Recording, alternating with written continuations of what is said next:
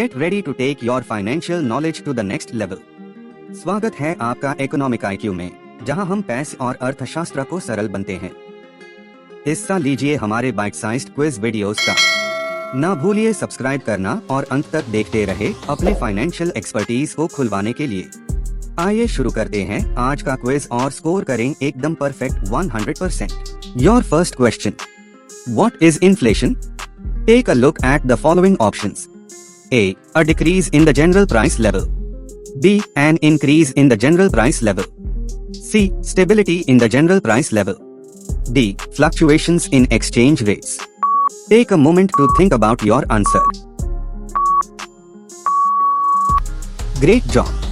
The correct answer is B, an increase in the general price level. Inflation refers to the persistent rise in prices of goods and services over time, reducing the purchasing power of money. Get ready for your next question. What causes demand pull inflation? Consider the choices below. A, decrease in consumer spending. B, increase in aggregate demand. C, rise in production costs. D, changes in government policies. Think carefully before answering. Well done. The correct answer is B, increase in aggregate demand. Demand pull inflation occurs when consumer demand exceeds the available supply, leading to price increases. Time for the next question. What is cost push inflation? Let's explore the available options. A, decrease in consumer spending. B, increase in aggregate demand. C, rise in production costs. D, changes in government policies. Take your time to consider the options. That's correct. The answer is C, rise in production costs. Cost push inflation results from higher production costs, such as wages or raw materials, leading to increased prices. Let's dive into the next question. What is the difference between moderate and hyperinflation? Here are the possible answers. A, moderate inflation is higher than hyperinflation. B, hyperinflation is higher than moderate inflation. C, both refer to the same level of inflation. D, moderate inflation occurs in developed countries, while hyperinflation occurs in developing countries. Ponder the options before making your choice.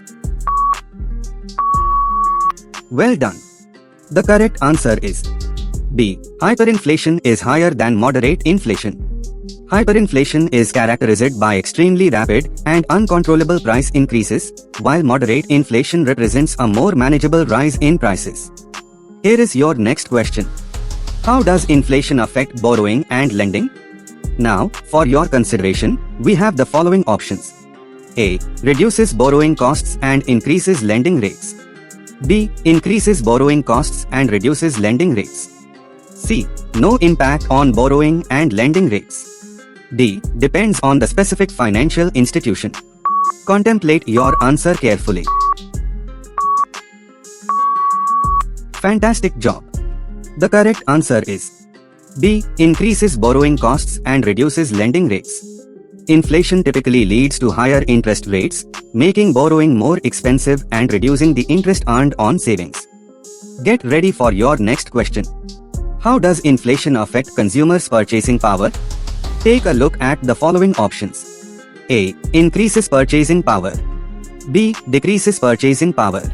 C, no impact on purchasing power. D, depends on individual income levels. Take a moment to think about your answer. Great job. The correct answer is B, decreases purchasing power. Inflation reduces the value of money over time, meaning consumers can buy less with the same amount of money. Get ready for your next question. How does inflation impact savings and investments? Consider the choices below.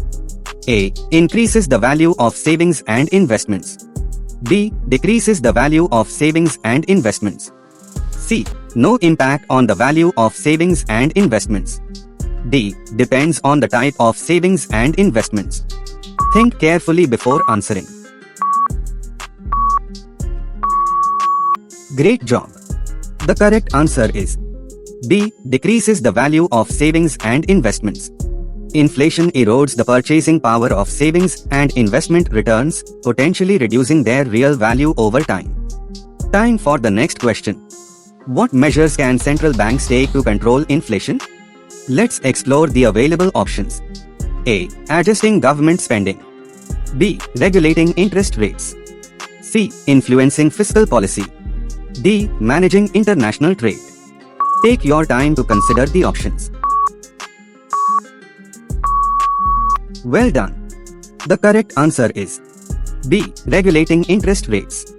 Central banks use interest rate adjustments to control the money supply, which can help manage inflationary pressures. Let's dive into the next question.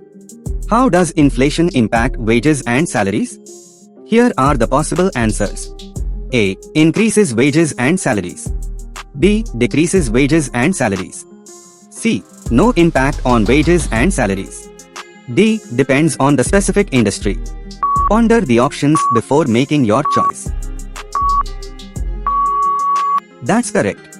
The answer is A. Increases wages and salaries.